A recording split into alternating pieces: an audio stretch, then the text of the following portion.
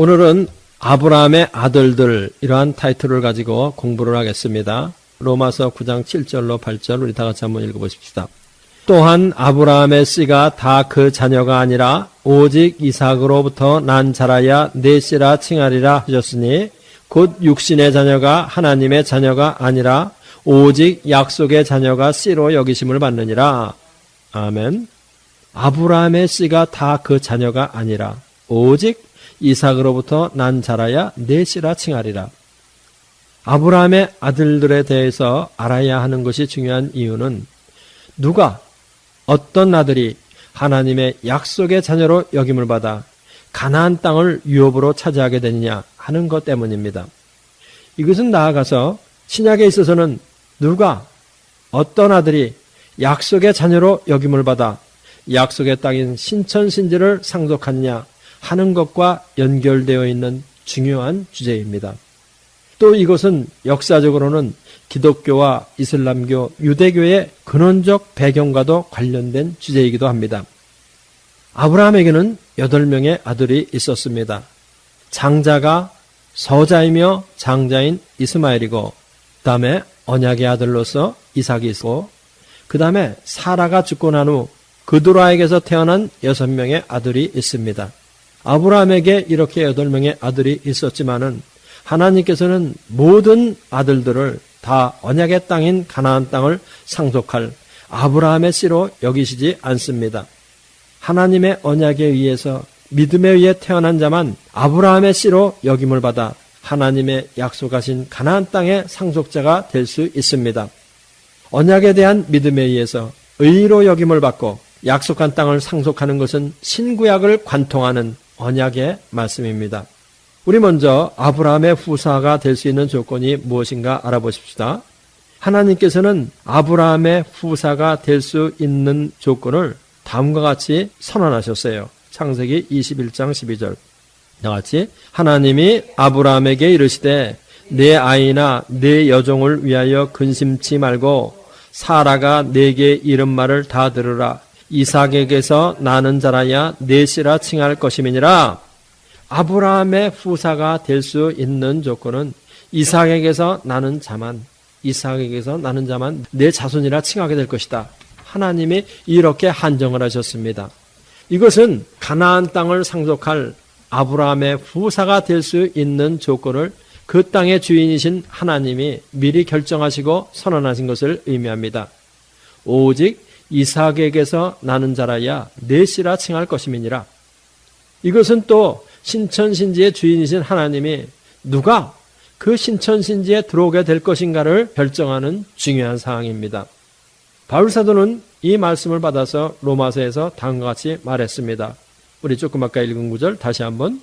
아브라함의 씨가 다 그 자녀가 아니라 오직 이삭으로 난 자라야 내 씨라 칭하리라 하셨으니 곧 육신의 자녀가 하나님의 자녀가 아니라 오직 약속의 자녀가 씨로 여기심을 받느니라.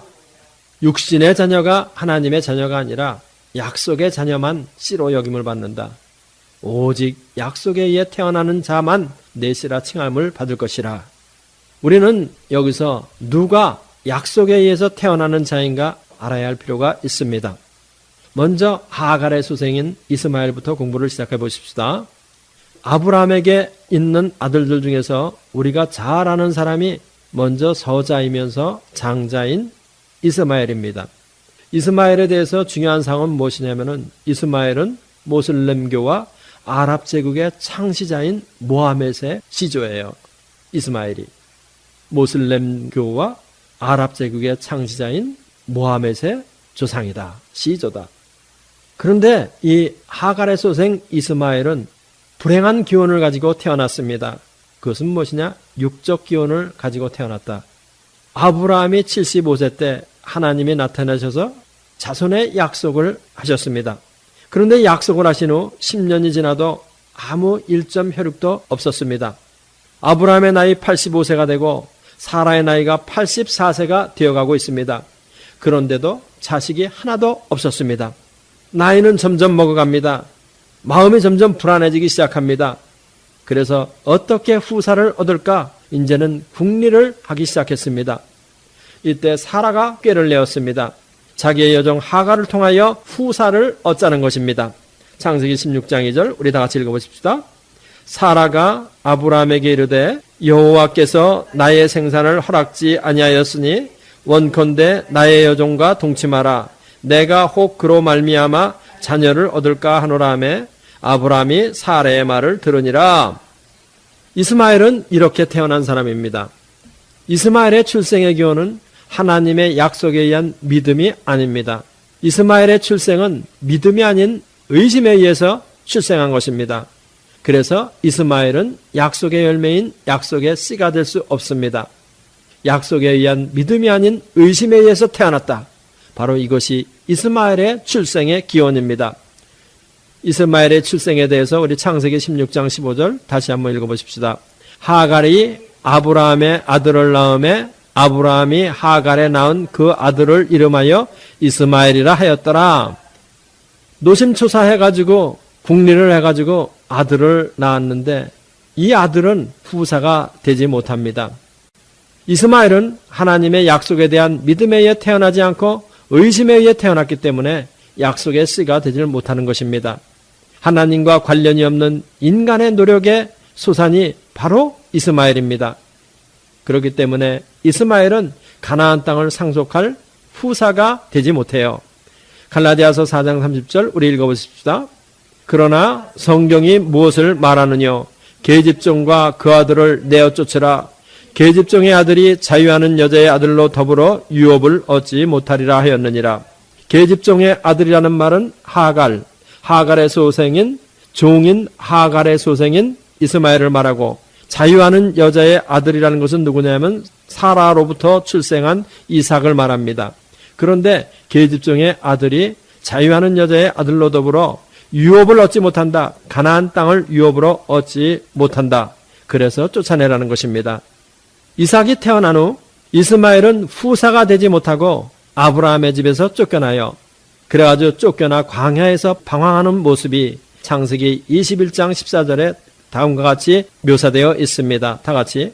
아브라함이 아침에 일찍이 일어나 떡과 물 한 가죽 부대를 취하여 하갈의 어깨에 메어지고 그 자식을 이끌고 가게 하매 하갈이 나가서 브엘세바 들에서 방황하더니, 바로 지금 이 장면이 아브라함이 하갈과 그 아들, 자기 아들 이스마엘을 이제는 자기의 집에서 내어 쫓아가지고 광야로 보내는 장면입니다.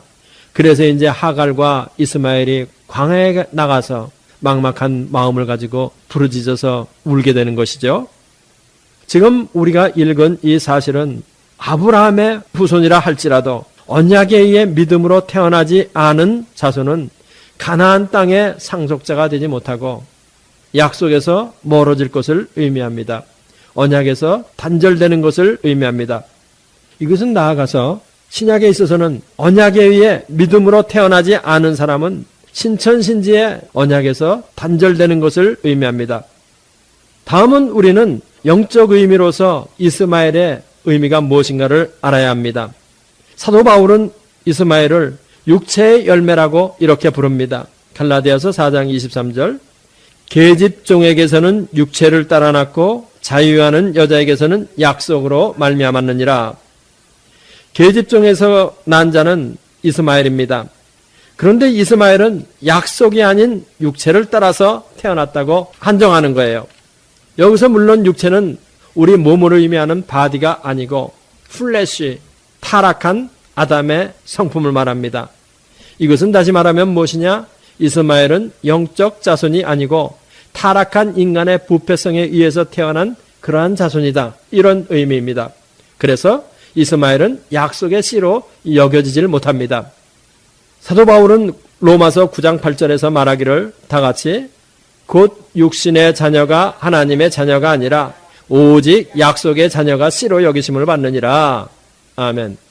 육신의 자녀라는 말은 여기서 육의 자녀, 타락한 아담의 부패성에 의해서 태어난 육의 자녀는 하나님의 자녀가 될 수 없다. 오직 약속의 자녀만 씨로, 약속에 대한 믿음에 의해서 태어난 자만 씨로 여김을 받는다. 이렇게 말하고 있습니다.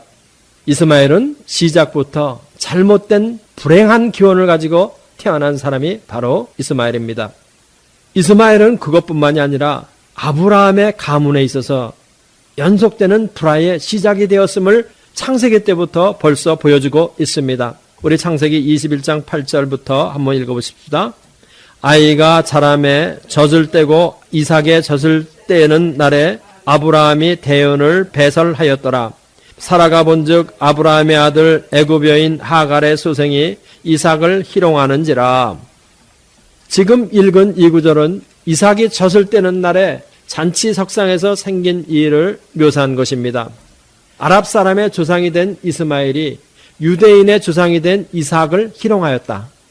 여기서 우리는 역사상 이스라엘 족속과 아랍 족속의 불화의 시작을 보는 것입니다. 육신의 노력에 의해 태어난 이스마엘은 아브라함의 가문에 계속되는 불화의 원인이 되죠. 이스마엘은 두고두고 이스라엘에게 골칫거리가 되었습니다. 지금도 일어나고 있는 모슬렘을 믿는 아랍군과 이스라엘의 갈등은 아브라함과 사라가 하나님의 약속을 믿지 않고 인간적 노력으로 하나님의 약속을 성취해보려고 했던 노력의 열매들입니다. 작게는 아브라함의 가정의 갈등이 역사 속에서는 종교와 종교, 국가와 국가의 갈등으로 확대돼 가지고 두고두고 재현되는 것입니다. 우리는 여기서 이스마엘에 대한 예언을 공부해야 할 필요가 있습니다. 창세기 16장 12절 다 같이 그가 사람 중에 들나귀 같이 되리니 그 손이 모든 사람을 치겠고 모든 사람의 손이 그를 칠지며 그가 모든 형제의 동방에서 살리라 하니라. 이 예언은 아브라함의 첩 하갈이 사라를 피하여 도망갈 때 여호와의 사자가 나타나 하갈에게 전한 말입니다. 이 예언은 그대로 성취되어서 이스마엘의 후손은 팔레스타인의 동방에 살면서 약대나 말을 타고 다니며 살아가는 아주 거친 유목민이 되었어요. 그리고 그 후손들 중에서 기원 후 600년경에는 모하멧이라는 사람이 나와서 모슬렘교를 창설하고 모슬렘으로 통일된 아랍 통일국가를 세웠습니다.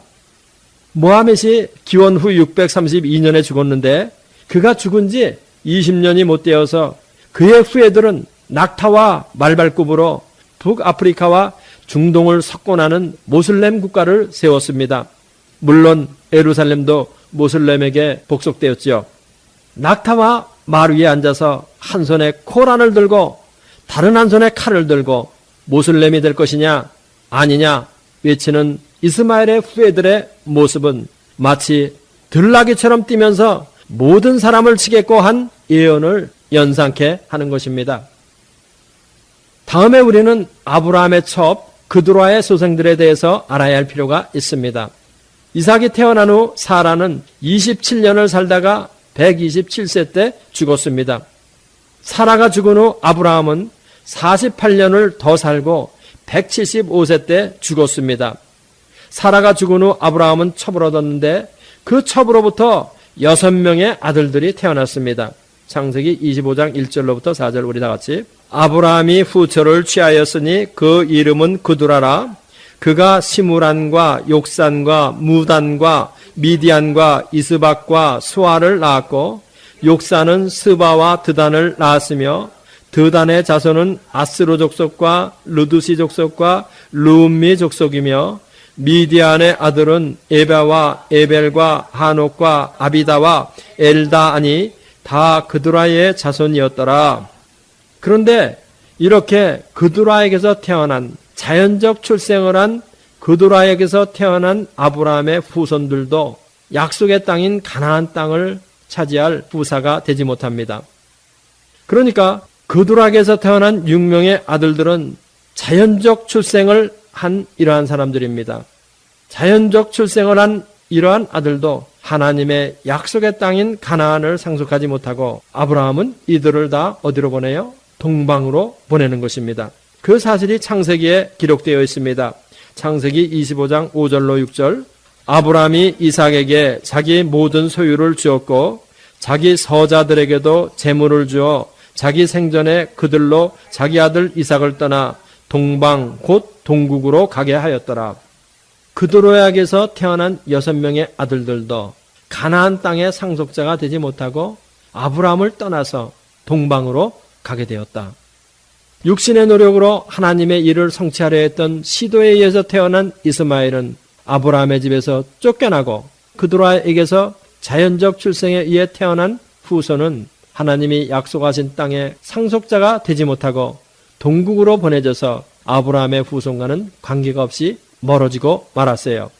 다음에 우리가 알아야 할 것은 약속에 의해서 태어난 이삭입니다. 이삭의 출생에 대해서는 여호와의 계획으로 태어났다. 이것이 중요한 것입니다. 이스마엘이나 그드라에게서 후손들이 태어날 때는 하나님의 개입이 기록된 사실이 없지만은 이삭이 태어날 때는 여호와께서 개입한 사실들이 기록됩니다. 이삭은 아브라함의 100세 때 사라가 99세가 되어 그들의 몸이 마른 나무와 같이 되었을 때 믿음에 의해 하나님의 능력으로 몸이 갱생하여 기적으로 태어났어요. 아브라함과 사라가 이삭을 낳을 때 다 시들어가는 늙은 몸에서 마른 가지와 같은 그들의 몸에서 이삭을 생산한 것이 아닙니다. 이삭을 생산하기 위해서 마른 나무와 같았던 그들의 몸은 점점 다시 살아나기 시작하였습니다. 하나님의 기적에 의해서 생산을 할 수 있는 몸으로 변했어요. 그런 몸에서 이삭이 태어났습니다. 창세기 21장 1절로부터 4절까지 우리 읽어보십시다. 여호와께서 그 말씀대로 사라를 곤고하셨고 여호와께서 그 말씀대로 사라에게 행하셨으므로 사라가 잉태하고 하나님의 말씀하신 기한에 미쳐 늙은 아브라함에게서 아들을 낳으니 아브라함이 그 낳은 아들 곧 사라가 자기에게 낳은 아들을 이름하여 이삭이라 하였고 그 아들 이삭이 낳은 지 8일 만에 그가 하나님의 명대로 할례를 행하였더라. 아멘. 이삭은 약속에 의해서 기적으로 태어났습니다. 그래서 이삭의 탄생에는 이스마엘이나 그드라의 아들에게서 찾을 수 없는 말이 계속 나옵니다. 여호와께서 그 말씀대로 사라를 곤고하셨고 여호와께서 그 말씀대로 사라에게 행하셨으므로 하나님의 말씀하신 기한에 미쳐 그가 하나님의 명대로 할례를 행하였더라. 하나님이 하셨다. 이것이 계속 나오는 것이에요. 이삭의 탄생에는. 이것은 무엇을 의미하느냐? 이삭은 하나님의 개입에 의해서 하나님의 말씀에 대한 믿음에 의해서 태어난 약속의 자손이다. 이것을 의미하는 것입니다. 우리는 이것을 잘 알아둬야 할 필요가 있습니다. 이삭은 하나님의 약속에 의해서 태어난 믿음의 자손이다. 하나님께서는 이렇게 언약의 말씀에 대한 믿음에 의해서 태어난 이삭만을 아브라함의 후손으로 인정하겠다 말씀하셨어요. 하나님의 약속에 대한 믿음에 의해서 태어난 이삭만을 아브라함의 씨로 인정하겠다. 창세기 21장 12절 우리 다 같이 다시 한번. 하나님이 아브라함에게 이르시되 내 아이나 내 여종을 위하여 근심치 말고 사라가 내게 이른 말을 다 들으라. 이삭에게서 나는 자라야 내 씨라 칭할 것임이니라. 아멘. 이삭에게서 나는 자만 내 씨로 여기겠다. 이삭에 있어서 중요한 것은 이삭은 바로 예수 그리스도의 모형이라고 하는 사실을 우리가 깊이 마음속에 넣어놔야 합니다. 갈라디아서 3장 16절 읽어보십시다. 이 약속들은 아브라함과 그 자손에게 말씀하신 것인데 여럿을 가리켜 그 자손들이라 하지 아니하시고 오직 하나를 가리켜 내 자손이라 하셨으니 곧 그리스도라. 여럿을 가리켜 그 자손들이라 아니하시고 오직 하나를 가리켜 내 자손이라 하였으니 그 하나인 그 자손은 누구냐? 바로 곧 그리스도라. 이것이 바로 핵심입니다. 여럿을 가리켜 그 자손들이라 하지 아니하시고 오직 하나를 가리켜 내 자손이라 하셨으니 곧 그리스도를 의미한다. 이 말의 의미는 무엇이냐면은 이삭은 예수님을 미리 보여주는 모형이라고 하는 말입니다. 그래서 예수님과 이삭은 비슷한 데가 많습니다. 이삭은 예수님이 오실 것을 미리 보여주는 예수님의 모형이에요. 이삭이 약속에 의해서 기적으로 태어났듯 우리 예수님은 구약부터 약속에 의해서 기적으로 동정녀 탄생을 하셨어요. 또 이삭의 언약적인 면에서 아브라함의 외아들인 것처럼 예수님도 하나님의 외아들이세요. 또 외아들인데도 불구하고 모리아산에서 제물로 드려졌다가 하나님의 개입으로 살아난 게 이삭 아닙니까? 이 사실은 십자가에서 제물로 드려졌다가 다시 사신 그리스도의 죽음과 부활과 아주 비슷합니다. 이와 같이 이삭은 나중에 오실 예수님을 미리 보여주는 예수님의 모형이요 예수님의 예표입니다. 아브라함의 아들 이삭의 후손이 약속에 의해서 가나안 땅을 유업으로 받듯 신약의 성도도 그리스도께 속함으로 말미암아 약속의 자녀가 되어서 신천신지를 상속으로 받을 후사가 된다. 바로 이것을 말하는 것입니다. 갈라디아서 3장 26절 우리 읽어보십시다. 너희가 다 믿음으로 말미암아 그리스도 예수 안에서 하나님의 아들이 되었으니, 예수 그리스도 안에서 믿음으로 말미암아 하나님의 아들이 되었으니 뭘 안 되는 거예요? 아들이 되었으니까 유업을 잇는다는 것. 약속의 땅인 가나안 땅을 이삭이 차지했듯 우리는 약속의 땅인 신천신지를 유업으로 받는다. 바로 이것을 의미하는 것입니다. 믿음에 의해서 성령에 의해 태어난 신약의 성도들이 아브라함의 영적 후손이 된다는 것을 갈라디아서 4장 28절에서는 사도 바울은 뭐라고 얘기하고 있냐면은, 형제들아 너희는 이삭과 같이 약속의 자녀라. 이삭이 약속의 자녀인 것처럼, 이삭이 약속의 자녀가 되어서 가나안 땅을 상속한 것처럼, 이삭처럼 예수님을 믿는 믿음에 의해서 태어난 신약의 성도들도 아브라함의 아들 이삭처럼 약속의 자녀가 되어서 어디를 차지하게 돼? 신천신지를 차지하게 된다. 이삭의 후손이 가나안 땅을 상속하듯 새하늘과 새 땅의 상속자가 신약의 성도가 될 것을 미리 보여주는 것이에요. 갈라디아서 3장 29절 우리 다 같이, 너희가 그리스도께 속한 자면 곧 아브라함의 자손이요 약속대로 유업을 이을 자니라. 아브라함의 아들 이삭의 후손이 약속에 의해서 가나안 땅을 유업으로 받듯 신약의 성도도 그리스도께 속함으로 말미암아 약속의 자녀가 되어서 신천신지를 상속으로 받을 후사가 된다. 이것을 말하는 것입니다. 그러니까 우리가 믿고 있는 이 믿음은 긴 역사적 뿌리를 가지고 믿는 것입니다. 믿음에 의해 태어난 이삭만이 가나안 땅을 상속할 아브라함의 자녀로 인정되듯 하나님의 외아들이신 예수님에 대한 믿음에 의해 태어난 자만이 하나님의 자녀가 되어서 신천신지를 상속하게 됩니다. 이삭의 후예인 이스라엘 족속이 가나안 땅을 차지하듯 신약의 성도는 예수님의 후예가 되어서 신천신지를 상속하게 되는 것입니다. 예수 그리스도를 믿음으로 인하여 하나님의 자녀로 다시 태어난 자가, 중생한 자가 약속의 자녀가 되어 약속된 신천신지를 차지하게 될 것이라는 말과 똑같은 말입니다. 그러므로 여러분, 우리는 이삭과 같이 하나님의 자녀가 되어서 새하늘과 새 땅의 상속자가 된다고 하는 것은 구약 때부터 약속되어 온 것입니다. 이삭은 예수님의 모형이고 예수님으로부터 난 우리는 이삭에게서 난 자처럼 하나님의 후사가 되는 거예요. 신약에 우리는 이삭과 같은 약속의 씨입니다. 그렇기 때문에 이삭의 후손들이 약속의 땅인 가나안을 상속받았듯 우리는 새하늘과 새 땅을 상속받게 됩니다. 이 믿음이 여러분의 마음속에 충만하시기를 예수님의 이름으로 축원합니다. 기도하십시다. 할렐루야. 우리 아버지 감사와 찬송과 영광을 돌려드립니다.